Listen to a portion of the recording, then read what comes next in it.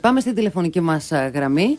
Είναι ο Νίκος Χατζηνικολάου μαζί μας. Καλό μεσημέρι, Νίκο, και χρόνια πολλά. Καλό μεσημέρι και στους δυο σας και χρόνια πολλά. Θέλω να πω την άποψή μου για όσα συνέβησαν από το πρωί και θέλω να την πω πολύ απλά, πολύ ανθρώπινα και ελπίζω πολύ κατανοητά. Κατά τη γνώμη μου, βλέπουμε οι δημοσιογράφοι, και το λέω γιατί παρακολουθώ από το πρωί τα κανάλια και τα ραδιόφωνα, βλέπουμε το δάχτυλο και όχι το φεγγάρι για άλλη μια φορά. Η αντίδραση του κόσμου για όσα συμβαίνουν τον τελευταίο καιρό, η αγανάκτηση από τον τρόπο με τον οποίο λειτουργεί το πολιτικό μας σύστημα, εκφράστηκε σε ολόκληρη τη χώρα με πολλούς και διαφορετικούς τρόπους. Είναι πάρα πολύ εύκολο για το πολιτικό σύστημα να θέλει να ακυρώσει αυτό το, κατά τη γνώμη μου, πολύ σημαντικό γεγονός, εφευρίσκοντας συγκεκριμένα περιστατικά στα οποία η λαϊκή οργή ή η λαϊκή αντίδραση μπορεί να λειτουργήσε με υπερβολικό τρόπο ή σε λάθος κατεύθυνση προκειμένου να ακυρώσει το συνολικό μήνυμα. Το συνολικό μήνυμα δεν αλλάζει. Οι πολίτες σε ολόκληρη τη χώρα με διαφορετικούς τρόπους από μέρος σε μέρος, από πόλη σε πόλη, εξέφρασαν την έντονη αντίδρασή τους στα ναι που έχει πει τον τελευταίο καιρό το πολιτικό σύστημα και προτάσουν το δικό τους όχι απέναντι σε αυτά τα ναι που οδήγησαν τη χώρα με την πλάτη στον τοίχο να δηλώνει ο Σαρκοζή μετά την Σύνοδο Κορυφής ότι η Ελλάδα έφτασε στο παραένα της χρεοκοπίας και ότι εκείνοι μας έσωσαν για να μην βιώσουμε αυτό το δράμα. Αυτή την κουβέντα του Σαρκοζή νομίζω δεν μπορεί να την ξεχνά κανείς σήμερα και δεν μπορεί κανείς να μην δώσει το πραγματικό νόημα στην αντίδραση των πολιτών. Μου κάνει πάρα πολύ μεγάλη εντύπωση ότι παρακολουθώ ανθρώπους οι οποίοι μέχρι πέρυσι συζητούσαν για την κατάργηση των παρελάσεων να σχίζουν τα ημάτια τους τώρα γιατί δεν έγινε η παρέλαση στη Θεσσαλονίκη. Ούτε εμένα μου άρεσε που δεν έγινε η παρέλαση στη Θεσσαλονίκη. Πρέπει να σας πω όμως μου αρέσει που υπάρχει επιτέλους μια λαϊκή αντίδραση σε αυτό που συμβαίνει τα τελευταία 2 χρόνια. Αν εκφράζεται σωστά ή λάθος, ας το κρίνει ο ιστορικός του μέλλοντος ή ας διοργανώσουμε συνέδρια στο Φιλολογικό Όμιλο Παρνασσού. Και ίσως δεν είναι και το πρωτεύον. Στο Φιλολογικό Όμιλο Παρνασσού ας κάνουμε συνέδρια. Υπάρχει για μια το αν ουσία. εκφράστηκε κυριλέ ή όχι η διαμαρτυρία του κόσμου. Η διαμαρτυρία του κόσμου δεν μπαίνει σε καλούπια, δεν οργανώνεται σε εκτελεστικά γραφεία, δεν συζητείτε την παραμονή το βράδυ με συμβούλους επικοινωνίας. Η διαμαρτυρία του κόσμου εκφράζεται απλά, λαϊκά, από καρδιάς. Ας το δουν αυτό και ας πάψουν να βλέπουν το δάχτυλο και να εκδίδουν αστείες ανακοινώσεις δείχνοντας ο ένας τον άλλον. Ο κόσμος δεν τα έβαλε με τους ήρωες. Ο κόσμος δεν τα έβαλε με την ιστορία. Ο κόσμος τα έβαλε μαζί τους. Ας το δουν και ας αλλάξουν πορεία. Ας αλλάξουν πλεύση. Ή αν δεν μπορούν, ας προσφύγουν στον κόσμο για να αναλάβει εκείνος τις ευθύνες του μέσα από μια εκλογική αναμέτρηση να επιλέξει την επόμενη κυβέρνηση, την επόμενη εξουσία, τον επόμενο δρόμο. Ναι, και ίσως αυτό πια είναι και μονόδρομος για να υπάρξει μια εκτόνωση. Θέλω να κάνουμε μια ερώτηση στον Νίκο του Χατζηνικολάου. Να κάνετε 10. Καταρχήν πρέπει να πω ότι ακούγοντας τον Μανώλη τον Γλέζο το πρωί, πραγματικά να μιλάει με πολύ βαριές κουβέντες και να λέει ότι ο λαός, αυτό που έλεγες πριν από λίγο, με το δικό του τρόπο, ξανά δώσε το νόημα στην 28 Οκτωβρίου.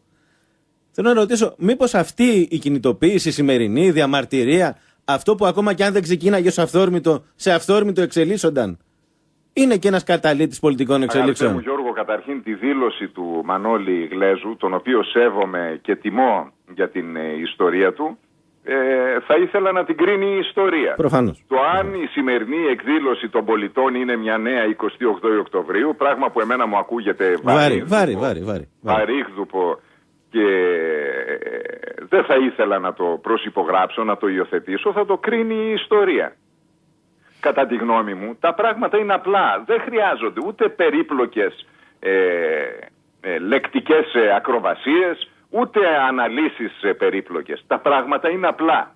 Επί 2 χρόνια το πολιτικό σύστημα, περισσότερα, τα 2 τελευταία πιο έντονα, απογοητεύει τους πολίτες.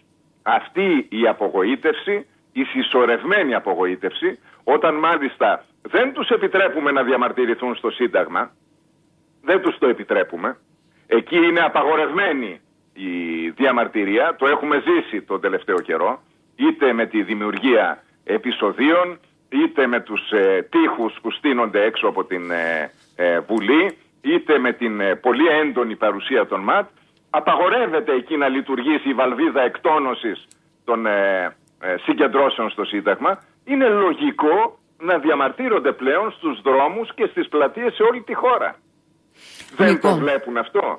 Πάλι κάνουν θα ακουστούν σήμερα, θα ακουστούν. Όσο δεν το βλέπουν, όσο προσπαθούν να το υποβαθμίσουν, όσο προσπαθούν με ερμηνείες αστείες της πλάκας να ξεχάσουν αυτό που συμβαίνει, να αλλοιώσουν το νόημά του, να το παραφράσουν, τόσο περισσότερο έντονα αυτό θα εκδηλώνεται. Και θέλω να πω ότι πιστεύω ότι για την δημοκρατία μας είναι καλό στη φάση που έχουμε βρεθεί να υπάρξει η εκτόνωση μέσα από τις βαλβίδες ασφαλείας που προσφέρουν οι θεσμοί, που προσφέρει η ίδια η δημοκρατία. Και γι' αυτό λέω ότι ίσως εδώ που φτάσαμε η καλύτερη λύση είναι οι εκλογές, ένας νέος πολιτικός χάρτης, η ανασύνθεση του πολιτικού τοπίου και μια επόμενη λύση που θα μπορέσει να προχωρήσει τα πράγματα λίγο πιο κάτω. Να επιβάλλει εκλογές δηλαδή ο λαός με το σημερινό. Αυτό βλέπω. Το εξής, επειδή βλέπω ένα κύμα μηνυμάτων σήμερα από το πρωί για τον Πρόεδρο της Δημοκρατίας που βρέθηκε και στο επίκεντρο βεβαίως όλων των εξελίξεων από το πρωί στη Θεσσαλονίκη. Είναι η ώρα ο κύριος Παπούλιας, όπως λένε και περισσότεροι πολίτες με τα μηνύματά τους τουλάχιστον, το δικό μας δείγμα εδώ στο Real FM, να πάρει μια πρωτοβουλία η οποία θα είναι στην κατεύθυνση της παραίτησης για να προκληθούν εκλογές ή της Βουλής ή μιας ομιλίας στη Βουλή. Εγώ δεν είμαι αυτός που θα υποδείξει στον Πρόεδρο της Δημοκρατίας. Την άποψή σου ρωτώ βεβαίως. Τι θα κάνει. Κατά τη γνώμη μου ο Πρόεδρος έχει καθυστερήσει να πάρει πολιτικές πρωτοβουλίες. Αυτή είναι η γνώμη μου. Στην εκτόνωση του πράγματος. Με όποιον τρόπο επιλέξει. Έχει να πάρει πολιτικές πρωτοβουλίες. Πήγαν στη Σύνοδο Κορυφής χωρίς να συνεννοηθούν προηγουμένως μεταξύ τους. Πού είναι ο κύριος Πρόεδρος? Προσωπικά μου είναι πολύ συμπαθής. Πολύ συμπαθής. Τόσο συμπαθής ώστε να έχω ξεχάσει και τις άσχημες σελίδες του από το παρελθόν. Από την περίοδο του Ανδρέα Παπανδρέου και των δανείων και όλων αυτών των περίεργων που είχαν συμβεί τότε. Αλλά πού είναι ο κύριος Πρόεδρος? Τι έκανε πέραν των κατηδίαν συναντήσεων με τους πολιτικούς αρχηγούς? Τους μάζεψε γύρω από το τραπέζι? Αξιοποίησε για παράδειγμα τη συνταγματική του δυνατότητα να προσέλθει στη Βουλή και να μιλήσει και να χτυπήσει το καμπανάκι του κινδύνου την κρίσιμη στιγμή? Λοιπόν, υπάρχουν και άλλες πρωτοβουλίες. Δεν είναι ανάγκη να φτάνουμε αμέσως στην τελευταία εκδοχή που είναι η εκδοχή της παραίτησης. Υπάρχουν προηγουμένως και άλλες δυνατότητες για τον Πρόεδρο. Δεν έχει αξιοποιήσει κατά τη γνώμη μου επαρκώς τις δυνατότητες που του δίνει το Σύνταγμα και είναι λογικό να εισπράττει και εκείνος διαμαρτυρία και αγανάκτηση, γιατί ο κόσμος προσβλέπει θεσμικά τουλάχιστον σε μια παρέμβασή του. Σωστό. Σας ευχαριστώ πολύ. Εμείς ευχαριστούμε πολύ.